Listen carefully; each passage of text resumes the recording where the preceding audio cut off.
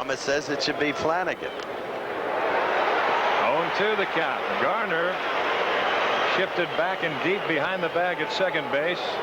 The shortstop Foley was about straight away and deep at short. The outfield, they're all swung to the left and deep. There you see Foley and panning over to Garner. Stargell backing off the line at first. But the Angels better start to play again. They've been playing poorly. Well, they relaxed after they won it, but they're still relaxed. 1 ball and 2 strikes to count. They got to get it going again. Earl Campbell is relaxed. He's rushed for 3 touchdowns so far today. Houston leading Cleveland in the 3rd period 31-10. When Cleveland got done with Dallas Monday night, they didn't have to take a plane down to Houston. They went down on cloud 9. 1 ball and 2 strikes to Kingman.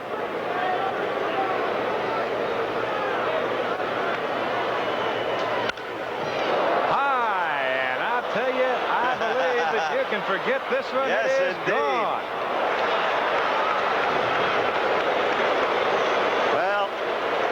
One that caught up with Bruce. And the fastball up and over the plate, and the Cubs have pulled it within 2. It is 3-1 Pittsburgh. Look at it again. Now watch this swing. Look at that, right in his alley. Oh. Now watch the home run itself. This thing was a monstrous cloud. It went so high. Larry Fittner. Do you see it? There you saw it. There it is. A little late. The thing must have gone higher than the Empire State. Now that is fouled by Bittner, who is 0 for 2 this afternoon. He has flied twice to the left fielder. At that time it was John Milner. So Dave Kingman increases his major league home run lead. Number 48 on the year, gives him 115 RBIs. Not a bad year for the big man. And suddenly these Bucks fans get a little tense. They realize it's back to 2 runs and far from safe and far from over. And they're stunned by a score just posted here. Ball, that score. The Eagles 17. The Pittsburgh Steelers 7 in the 3rd quarter. That's cued foul, and the count 1-2. Dick Vermeil has done a job with those Eagles, hasn't he? He's amazing. And really a nice guy. But you must remember, in fairness to the Steelers, they've been injury racked beyond belief. Throw the kitchen sink in to get this one. It's a matter now.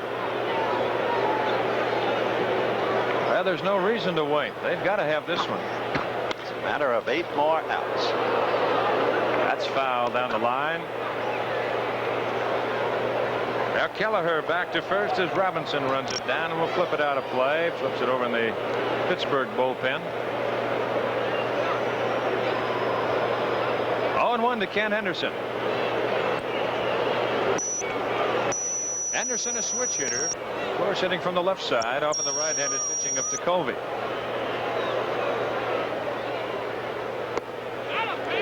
Misses outside. 1-1 the count. Steve Ontiveros is down in the on-deck circle, and he will hit for the pitcher Lynn McLaughlin.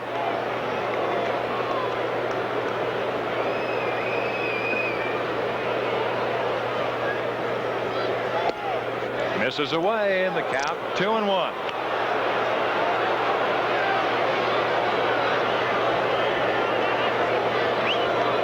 So Tekulve making the fans here at Three Rivers Stadium squirm just a little bit. More than a little edgy.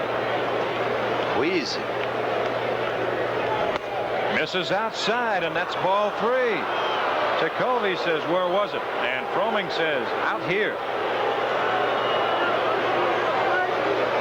And works 93 times. This is the 94th. How many pitches are in a man's arm? Oh, boy. That was Kelleher at first base with Stargell holding.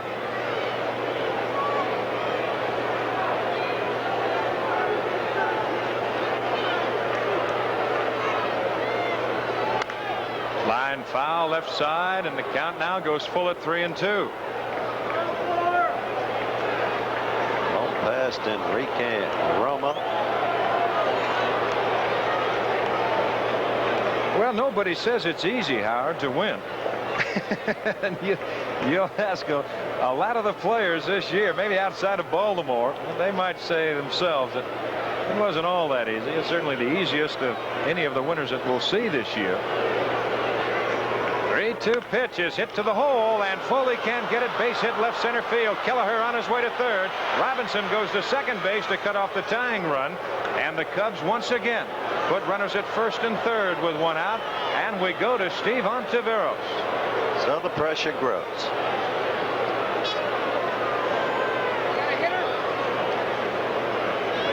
Here comes. And Harvey Haddix, the kitten. He's going to go out to the mound, and he's going to talk to Tekulve. The cat and the kitten. The kitten who pitched probably the greatest game ever pitched. Only to lose. Wasn't that Kurt Siebert's in to run for Henderson at first base, so Joey Amalfitano goes with some speed on the bases over at first. And you're talking about only to lose at County Stadium in Milwaukee. Yep. And the no-hitter. You know, that's amazing what he did, and to pitch and lose is even more amazing.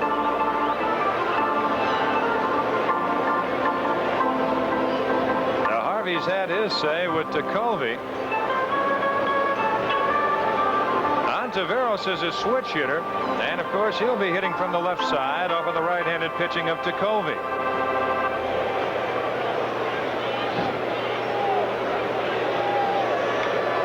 Dick Tidrow is throwing in the Chicago bullpen.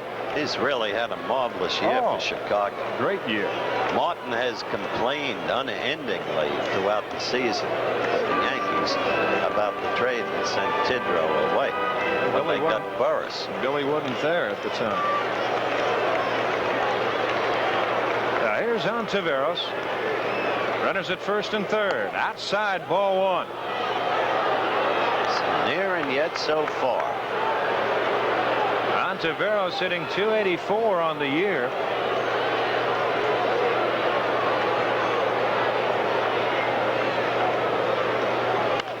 Hit well left field. Robinson has to give ground. That will score the run.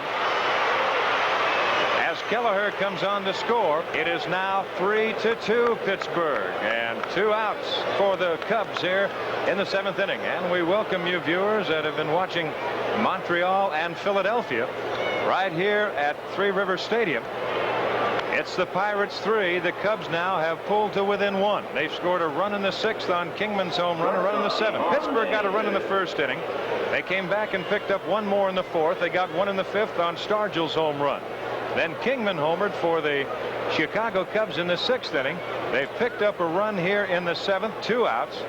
And they have a runner at first. And we go to the top of the order. This is Ivan De Jesus. Tekulve has started the 7th inning for the Bucks as Keeson went the first 6. There's the strike. And right here, Tekulve has pitched 20 pitches in the 7th inning already, and he's not out of it yet. Action in the Pittsburgh bullpen. Romo a right-hander, Grant Jackson a left-hander. Pops him up, shallow right center. Parker coming on, taking charge, and makes the catch.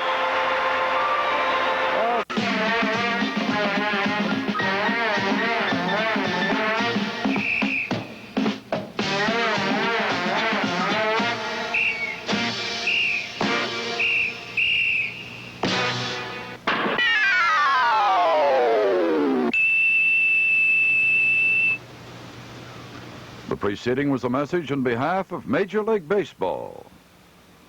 Now that is the story as far as the National League East is concerned. The Pirates right here in the bottom of the 7th, they lead Chicago 3-2 in the 7th inning at Olympic Stadium in Montreal. It's Philadelphia 2-0 over the Expos, as Steve Carlton must be on up there this afternoon. Here's Dick Tidrow making his 65th appearance of the year. And Howard, as you said, what a year, 11-5 with 4 saves. Well, he had been racked up ceaselessly at the start of the season when a member of the Yankees, Bruce Kim, now in place of Tim Blackwell.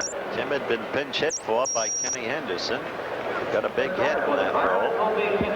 But Billy Martin, the day he came back, remember we interviewed him. That's right. He was openly critical of the trade that sent Tidrow away. He said you got to know how to use Tidrow, and Billy felt that he did.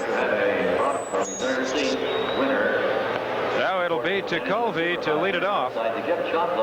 Kim is hitting in the 9th position and Tidrow in the 8th position. Now, of course, Joey Amalfitano doing that to get at the pitcher spot quicker. Number 41, Dick Tidrow, pitching for Chicago. And number 7, Bruce Kim is catching. All right. Hopefully got the mic fixed. Tidrow happy. Wrigley Field, half the season day games. The 1-strike pitch, and Colby going to try and push a bunt and move his way on. Well, now with that 1-run lead and everything boiling down to, you can think of 1 run scored in this ball game, and it's a very big run. And that was the drag bunt by Milner to lead off the 4th inning. Ooh, look at that curveball. And Colby caught looking.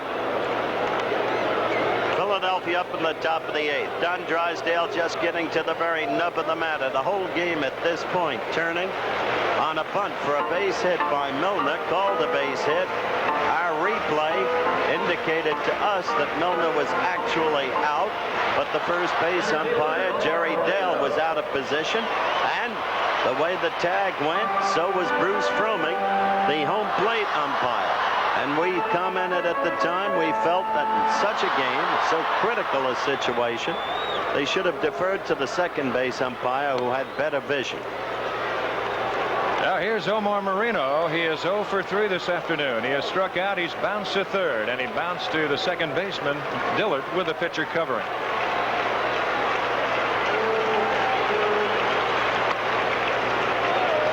Balls and no strikes. And we've said before at the very top of the telecast, here's a man you've got to keep off of the base.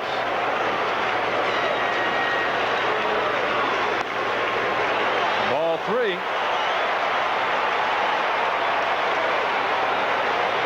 Now the new battery of Tidrow and Kim.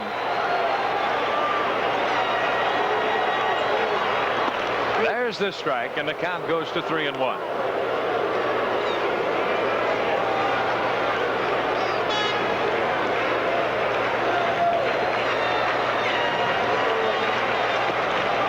A little low, and Moreno draws the walk, and now we'll keep an eye on him. First walk issued by Tidrow as Doug Capella, left-hander, is throwing once again in the Chicago bullpen. This is the second time that he's been up. You've got to feel that Moreno will be going.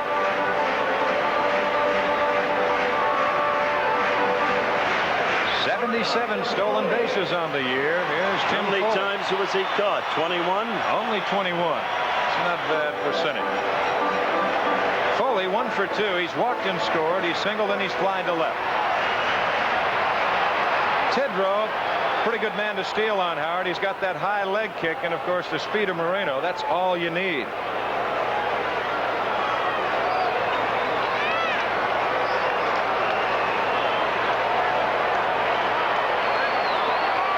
Another throw and a quick tag by Billy Buckner. Well, the game has dictated that you've got to figure that Moreno's going to go. They've sent Madlock. Has to. It's the way Tanner plays again. Look out, and he got hit. No need to go now. And that got Froemming, the home plate umpire, and he's down. As the Pittsburgh trainer comes out, the Chicago trainer and Froemming down behind home plate. That ricocheted off of Foley, and it got Froemming. That And it's a second umpire I've seen go down in the last 2 days. Bill Haller, the veteran umpire in the American League. And there was a third umpire earlier in the year. This is not regarded by too many fans as hazardous duty, but in fact it is. It takes a lot of courage. Well, Tony Barterone, the Pittsburgh trainer out there, Dr. Joseph Feinkohl. There you look at it again. Let's look at it in the left hand. He got it right in the stomach, or so it seemed. One who went down earlier this year got it in the Adam's apple, and there was a danger of his swallowing his tongue. But Bruce, look at him there, a tough cookie. But apparently it was in the upper left chest area, affecting the shoulder, the way he's using that arm, trying to flex it. Now here's another look at it from another angle. See, Foley gonna bunt. Now it takes a piece of Foley, and it looks like it gets him right in the left side of the neck, right off the tip of the shoulder. Froemming, of course, he's a scrappy little guy out of Milwaukee. Started umpiring when he was just 18 years old. He was the youngest professional umpire at that time, and after 13 years of working his way through the minor league, he made his National League debut in 1971. Well, there's been this break in the baseball action with 2 minutes remaining. Miami has just connected on a field goal after a greasy to Hardy touchdown pass. The Jets lead 26-20. The Giants in the fourth quarter back in the ball game, trailing 17-14. The rookie Sims connecting on an 11-yard touchdown pass to Kenny Johnson. In New York, that'll have Sims in the Hall of Fame. Minnesota winning by 3 over Detroit. Pittsburgh has narrowed the gap. Washington has lengthened the gap. Buffalo with Knox doing a superb job spreading the gap on Baltimore. Houston crushing Cleveland. Tampa Bay clinging to its lead over Chicago. Well, here's the big guy, which we've said before. They call him the Cobra. 3 for 3 this afternoon. 3 base hits. Moreno at second base with Foley at first. There's 1 out.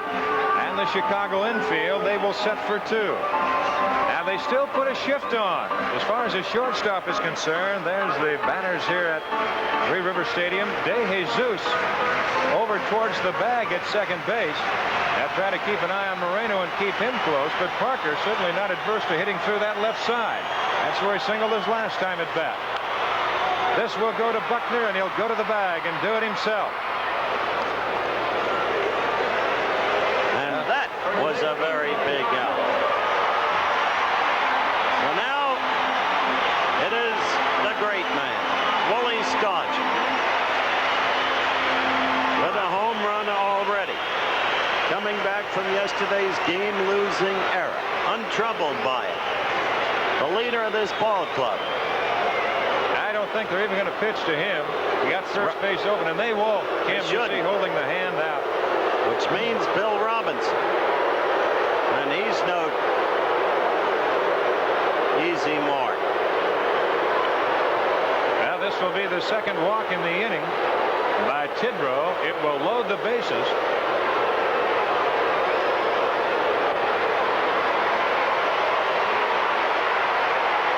Bucks on top 3-2, and the Cubbies trying to stop them right there. And they're in the bottom of the 8th in Montreal, and it is 2-0 Phils.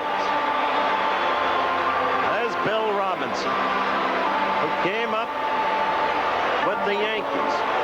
They had predicted a brilliant career for him. Look at the difference, however, in his hitting this year against lefties and righties, despite the 24 home runs. Tidrow, a tough one for the right-handed hitters. Now Moreno going to come down the line as far as he can. Kelleher playing back at third, and Tidrow will work out of the stretch. He will try and cut down some of that lead by Moreno at third.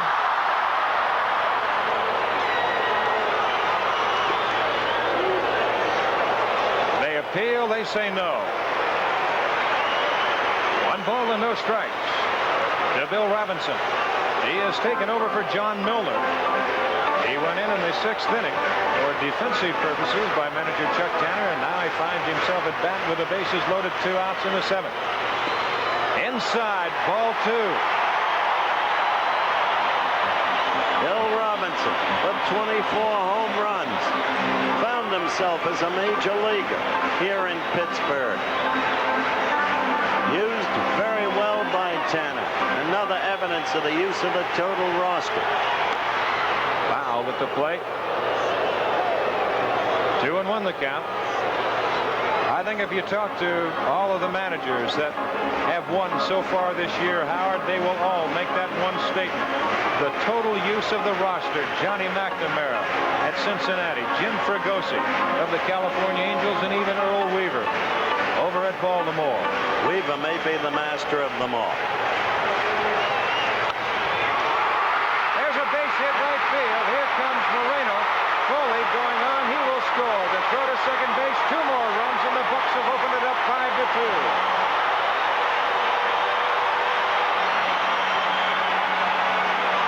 Well, that's Bill Robinson for you. Despite the .212 average against right-handers, he is not an easy mark. That's not representative of him in his whole career at the plate against righties. He got good wood on that pitch just past the outstretched glove of the second baseman. Dillard tried. Dillard. He's a good fielder. Could not make the play. And here's Bill Madlock. And he had Kelleher back at third. If he gets that bunt down, it was a good idea. Stargell is going to score. Stargell's at third with Robinson at first, runners at the corners.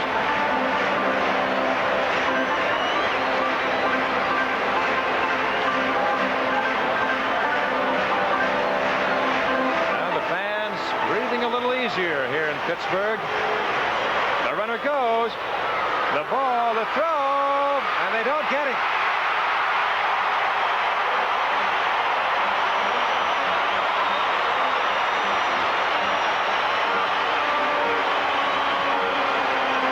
Look at it again. Robinson with the big jump. And in under the tag, the throw high. In the meantime, Willie holding at third. Number 13 on the year for Robinson. A high chopper, a tough play. There's De Jesus on the big play to throw him out. Now Madlock is gone as the Pirates score 2 more runs, and through 7 they lead 5-2. And we'll be back with more baseball after this word from our local station. Well, that Robinson single took the burden off the first base umpire and the home plate umpire on that bunt single by John Milner. Now, this is Scott Thompson to go to the Chicago 8th, and that's line to Robinson in left field. Out number 1. 5 more to go. And they're beginning to feel it here. There is noise now growing with every pitch. And they're in the 9th inning in Montreal. The Phils 2 with Carlton. Montreal nothing. Rogers started there. Say this for that Montreal team. Win or lose, they, like Houston, the great surprise team of the Eastern Division, brilliantly managed by Dick Williams, with the youngsters holding together all year. Here's Billy Buckner. He takes a strike. He's 1 for 3 this afternoon. And they're in shock here at Forbes Field, at Three Rivers Stadium at the same time. The Eagles have beaten the Steelers 17-14. So another unbeaten team bites the dust.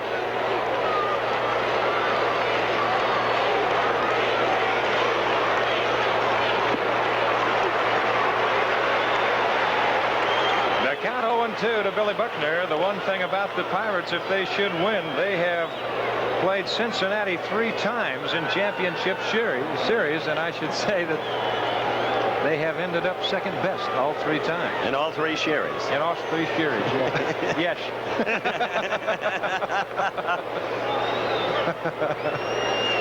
0-2 the count. Tell you this, if whether the Bucks win in the East today, should either the Bucks or the Reds get to the series, the National League will be well represented. This Pittsburgh batting order down the line is terrific. Hit hard, but right to Willie Stargell, and he'll go to the bag, and that is out number 2. There are 4 outs to go, and in Montreal there are 3 outs to go for Montreal. They are trailing 2-0 in the 9th inning, and here comes Mr. Kingman, who had a home run in the 6th off Bruce Keeson, who went out in the 7th in favor of Tekulve. He had a blister problem. He also was getting away with things. He wasn't truly sharp, but double plays and clutch upon clutch saved him. And they put the shift on for Kingman. Now they move Garner on the third base side of second base. There you see the left side of the infield. Madlock, Foley, and Garner. And way over there all by himself, the lonesome end, Willie Stargell. Kingman 2 for 3 today. And there is another unbeaten team that has bitten the dust. Richard Todd threw a 71-yard touchdown pass to Wesley Walker. The Jets leading with only seconds remaining, 33-20 over the Miami Dolphins. Rozelle wants parity. He's getting it. Oh, there's a big swing and a miss by Kingman. Maybe getting a precious bundle of mediocrity. There is a powerful swing and a look at it. Very quick. Look at that arc. A ball and a strike to Kingman. Out of play. 1-2 the count.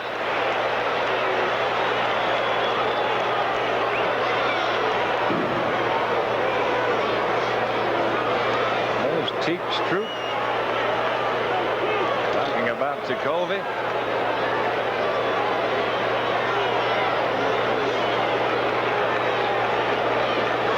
They got signs, as we said before, all over this ballpark. Omar's Amigos.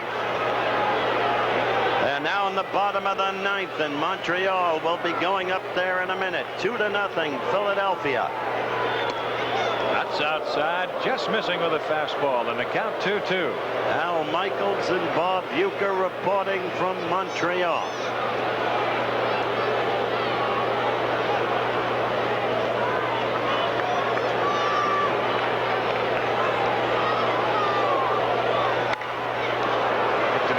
Center, but not hit that hard, and that's going to drop for a base hit. A big high hop, and Moreno knocks it down, and Kingman will go to second base.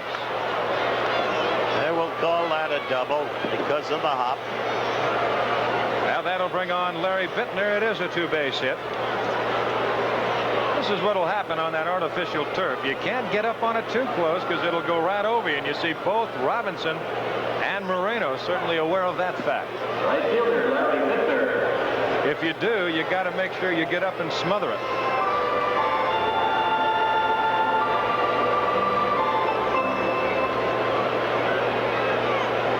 Larry Bittner 0 for 3 today, is flying to left twice. He's not hit the ball to the right side, and he's popped to Foley at short. Romo and Jackson, a right-hander and a left-hander, throwing behind Tekulve.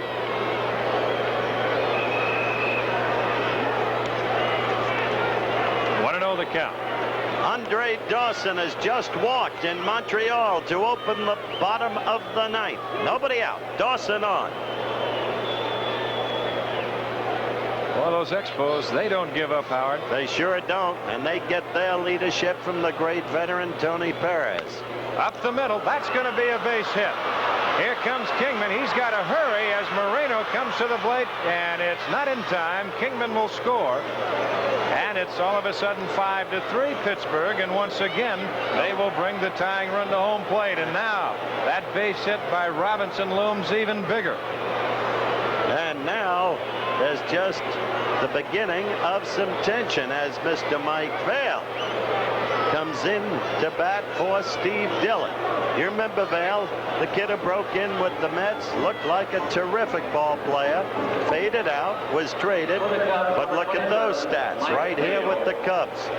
Is batting for Steve Dillon. Now the 7 home runs and the 35 RBIs, that definitely gives him the potential to tie this thing up.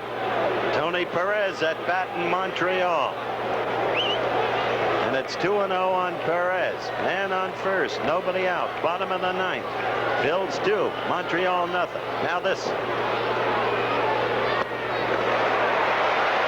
Vail didn't get the big curveball, and the count is 0-1.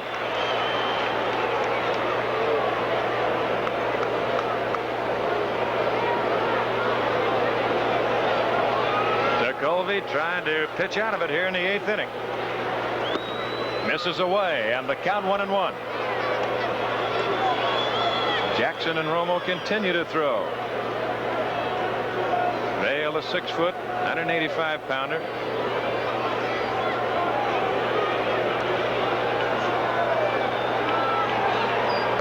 Outside, and the count 2-1. Started his career in the St. Louis Cardinal organization, then was traded to the Mets. Was there for a couple of years. Perez has just struck out. 1 out. Man on first in Montreal. Look out. Fastball inside, and the count 3-1. Willie Stargell will go to the mound, and he will take a little time. He's trying to settle down his lanky right-hander. Jacoby, odd out. Madlock, of course, the third baseman guarding the line. He really is. That leaves that hole open between third and short. And, of course, this is what you have to do. Protect against the extra base hit. Exactly right. They'll give him the single through the hole, but they don't want to give him that extra base hit down the line.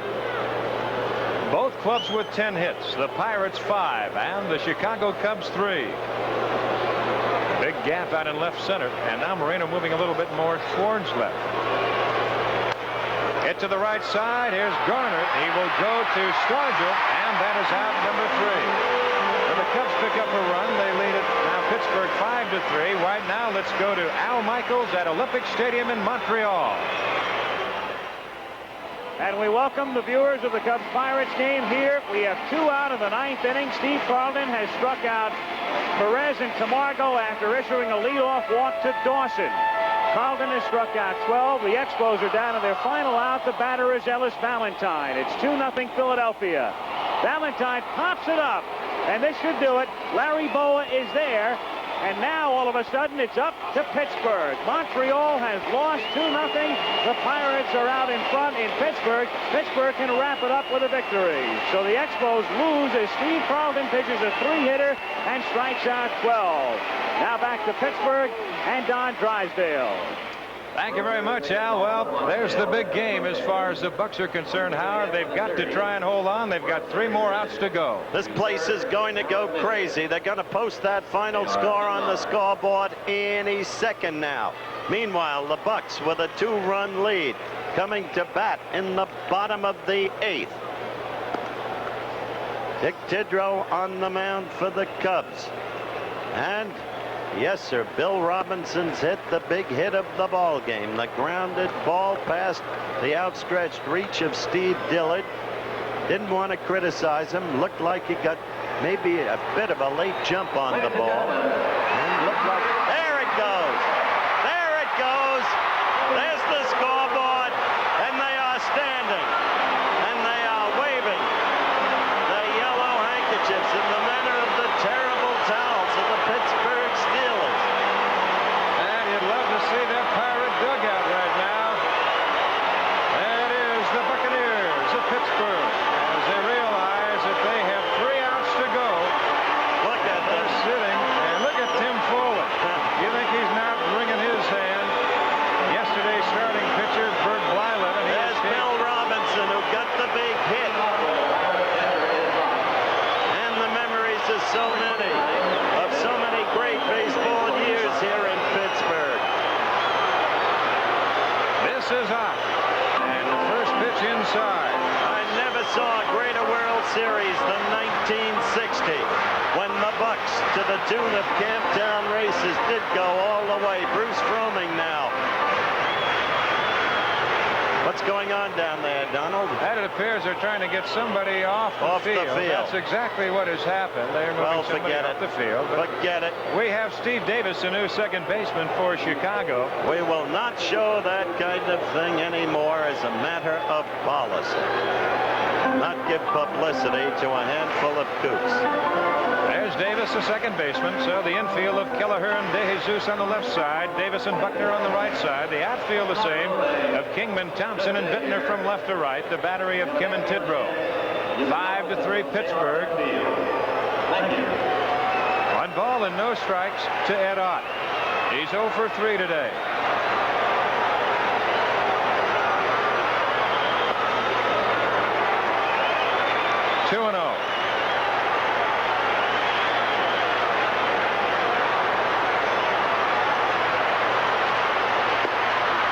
The strike and the count goes to 2-1. A depressed Montreal team now in its dressing room, probably looking at this game right now.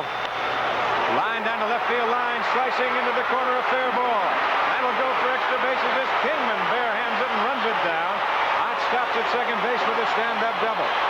You can sense it now, but to you, Dick Williams, and to you, Tony Perez, and Andre Dawson, and Ellis Valentine, and Warren Cromartie, to everybody, Rudy May, Steve Rogers, our congratulations to you, because you're not losers. You had some season, and what you've done for baseball in Canada is something they talk about in Old Montreal, in New Montreal, in Quebec, and all over that country. Now the leadoff double by Ott, and Phil Garner comes on. He is 1 for 3 this afternoon. He'll be trying to move it to the right side as Tidrow misses with that breaking pitch inside. Nobody out. He'll be trying to get his man over. Checking with his third base coach. That is Ott at second base. The infield all up just a little bit. The deepest of the 3 is a shortstop, DeJesus, of the 4, I should say.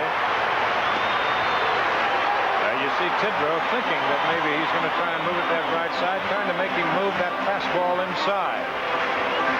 Let me tell you something. Tidrow's pitching this game the way he pitched so many for the Yankees. He gives nothing. A one-hopper to Kelleher. He goes to Buckner, and they hold the man at second base, so Garner cannot advance him.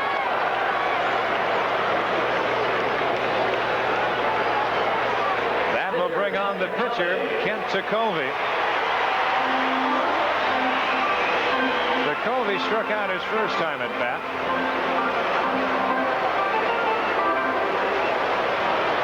And we welcome you viewers who have been watching the Montreal Expos and the Philadelphia Phillies. Right here, we have one out. In the bottom of the 8th inning, the Pittsburgh Pirates leading by a score of 5-3. Ott a leadoff double at second base. He could not advance as Garner bounced out to third.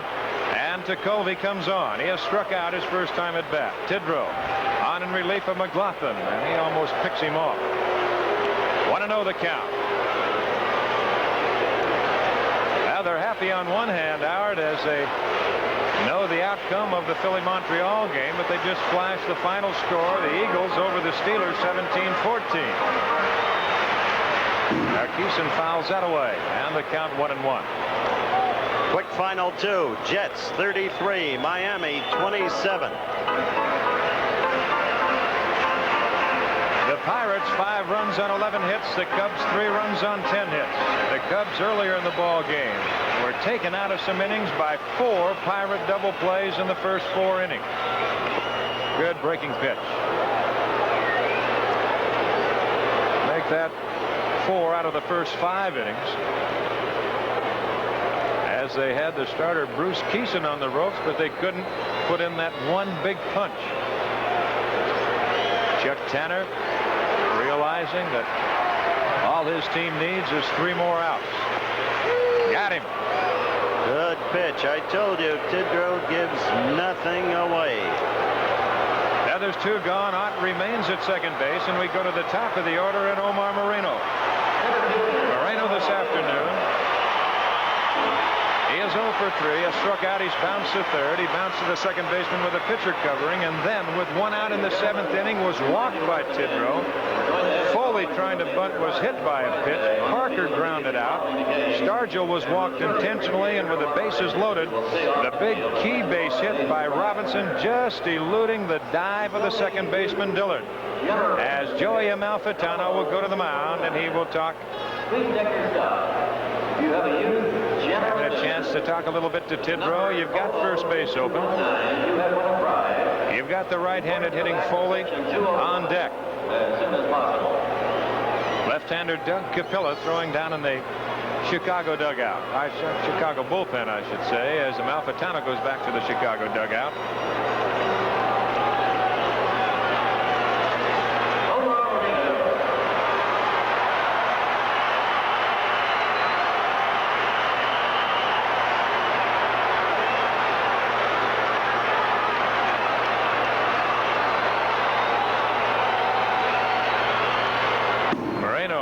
That first pitch away. If you're looking to the Chicago ninth, that's where they're in trouble, Don. They've gone to the bench so much already. The upcoming batters, Kelleher, Tidrow, and Kim, they got to go to the bench again. There you see the graphic.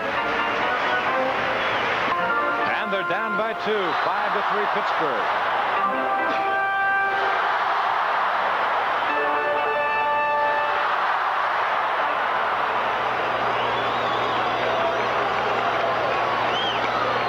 Just missing the outside corner, and the count 1-1. Well,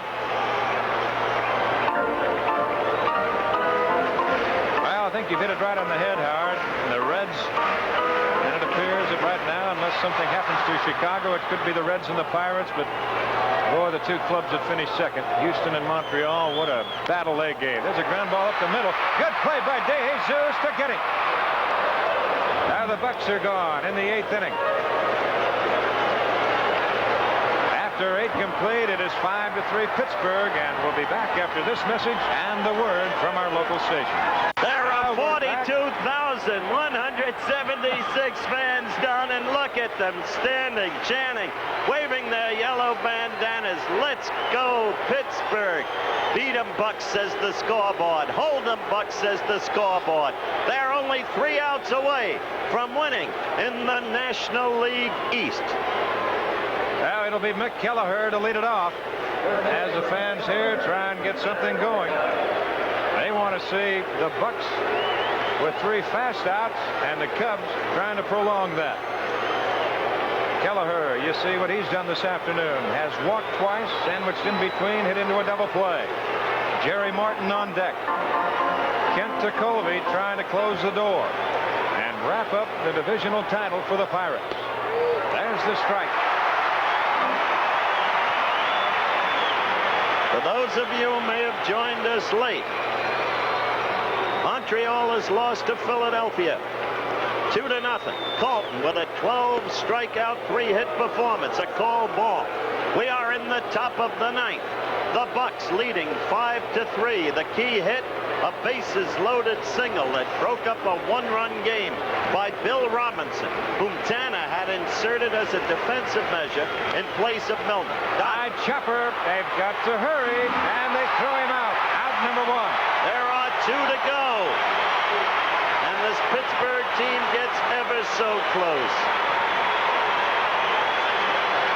They started terribly. Seemingly they always do every year. Do you remember the way it was? They're at the very bottom, even below the Mets. But then this team came together. Put it all at one point in the acquisition of Tim Foley and the trade to the Mets of Frank Tavares, who in fairness to Frank had himself a fine season with the Mets. If that's possible. This is Jerry Martin.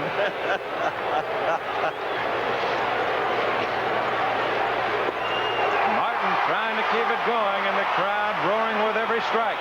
But Foley glued that infield together, and he got big hits, and he advanced runners, all the subtle skills of the game. And then Willie Stargell, the great veteran, came on to have a great year. Dave Parker, always great. Pops him up, it might be playable. Willie Stargell will have a play and makes a catch out number 2. There is only 1 out to go. Throw in the acquisition of Bill Matlock, twice National League batting leader, who has come back to himself here in Pittsburgh, and Phil Garner, another of the unheralded ones. People like Bill Robinson and a manager like Chuck Tanner, who doesn't try to make men conform, but who lets them do their own thing, and somehow there grew among this Bucks club a togetherness that is now manifesting itself. Next. This is Bruce Kim, 1 out away. And if they win this, it'll be their 98th victory, more games than they have won in a season since 1909, when they won 110 in a shorter game schedule. It used to be 154. Now, as you know, it's 162. 0-1. 0-2, and the Pirates are 1 strike away. They can feel it now. It's on top of them.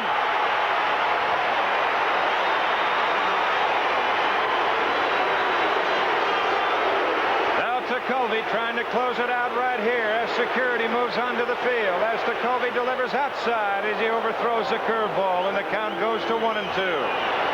Willie Stargell, he's been through it. He knows what it's about.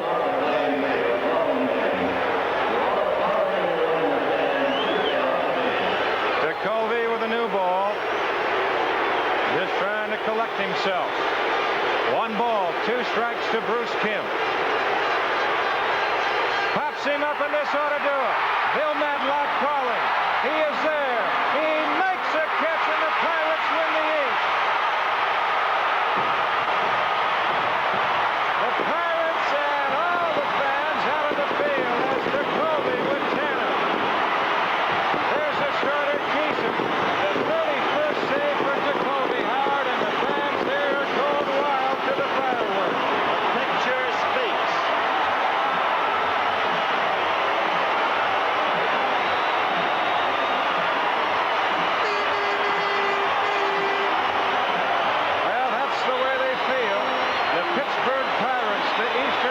Champions of 1979 as they go on to hope, and they will take over with Cincinnati, and that will be from Riverfront Stadium this coming week.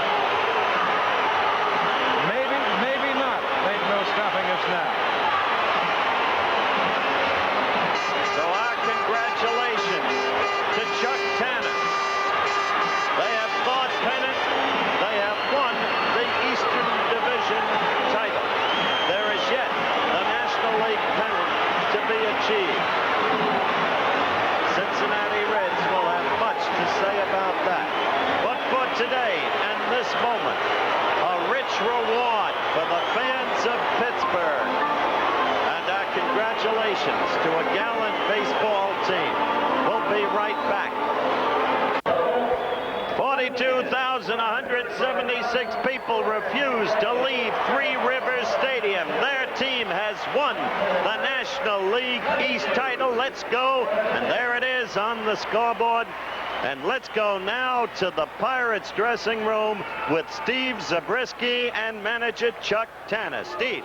Thank you, Howard. Chuck Tanner's already got some champagne on him here. Chuck, the beginning of the year, people said it might take only 90 games to win the National League East. That certainly was not the case. No, it wasn't. I thought the league was so well balanced, that's what it would be, but it took 98. Last year, we went down to next to the last day of the season, and I'll say this is the happiest moment of my career in baseball. And I'd like to say this to you. We dedicate this pennant to my mother and my dad. Your mother's got to be one of the biggest Pirate fans. It's certainly your biggest fan. Yeah, she's the biggest one of all. And she told me today that we were going to win it. She knew what she is talking about. She really predicts a lot of good things. You've finished second a number of times, Chuck. I know that this is extra gratifying for you to now be in a pennant. I love it. I love it. It's great. this is just 1/3 of it. We have 2 more things we have to do. Best team I've ever managed. Best 25-man unit. Great attitude. Everybody contributed. It was 25 men that did the job for us. You think the momentum you've gained now from a hard-fought pennant race and having it go down to the wire is going to help you and carry over into the playoffs? Well, it's hard to say. I think that in a 5-game series, anything can happen. And I know one thing, we'll be ready just like we have been all year. All right, Chuck, thank you very much. Congratulations from Don Drysdale and Howard Cosell as well. Okay, we'll be back in just a minute to talk to some of the Pirate players as we return to the Pirate Clubhouse in just a minute. Race, Bill Robinson, a fellow who's kind of had a tough year this year, had a big 2-run RBI single in the 7th inning. Bill, I know it's especially gratifying for you. It is, Steve, and I just thank and praise the good Lord because he gave me the strength to guide that ball through and to swing the bat, and I just thank him every day for not only today but for everything he's done for me. You contributed in a lot different way this year. Coming off the bench, you were in as a defensive replacement here in this ball game as well. How do you feel about the role you played in the Pirates winning this year? Well, anytime you can play and any way you can win, I think this is probably a little more gratifying to me. This is my 2nd playoff. We're going to go to the World Series this year, but this is my second playoff, and the first time in '75 is when I first came to the Pirates, and I didn't get a chance to play much during the season or to help the club or to be instrumental in helping the club reach a divisional championship. So this is a little more gratifying than the first one.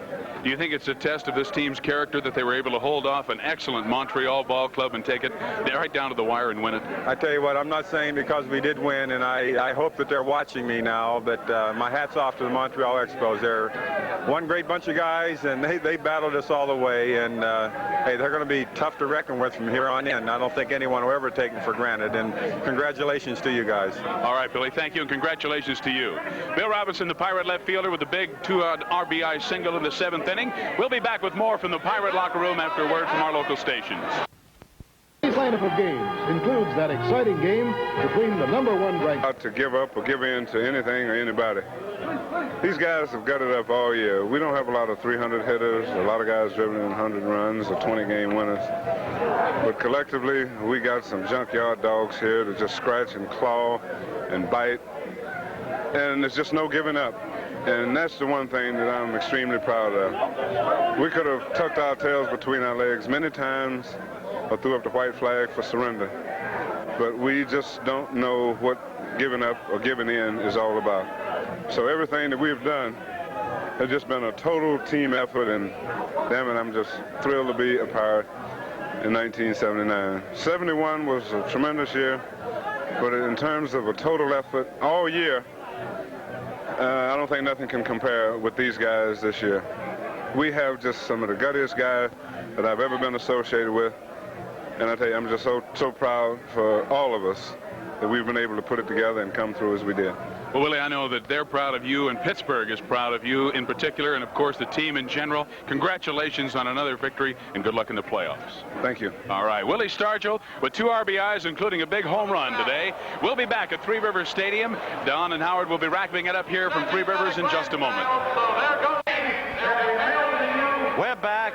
You know the result. The Pittsburgh Pirates are the Eastern Division title holders.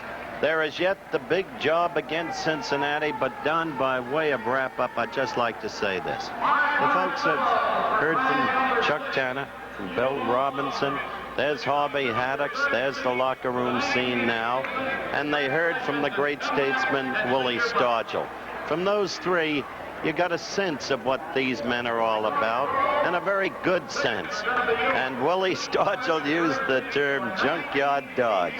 Now, this is Pittsburgh. It's not the south side of Chicago, and it's not the world of Leroy Brown. It's the Steel City, where they've got the steel curtain. And right there, that's the Bucks curtain. Chuck's Bucks all the way. Put it however you want. There are a together team, and Stargell put it very well, and the manager has used them all so well. So we congratulate them. But Don, what a task ahead against Cincinnati. Oh, they certainly have that, Howard. This will be the 4th time that they have met the Cincinnati Reds in the championship playoffs, the 6th time overall that the Pittsburgh Pirates have been there. And the last time was 1975. They have yet to defeat the Cincinnati Reds. So we'll wait and see what happens. That will all take place next week. Once again, the final score, Pittsburgh 5, Chicago 3. And be sure to join us tomorrow night for ABC's NFL Monday Night Football. The New England Patriots meet the Green Bay Packers at 9 Eastern, 8 Central, and 6 Pacific time. Travel arrangements made through and a promotional fee paid by United Airlines. United is building the largest airline in the world around you. ABC's Major League Baseball has a presentation of the leader, ABC Sports, bringing you exclusive coverage of the Lady Olympics.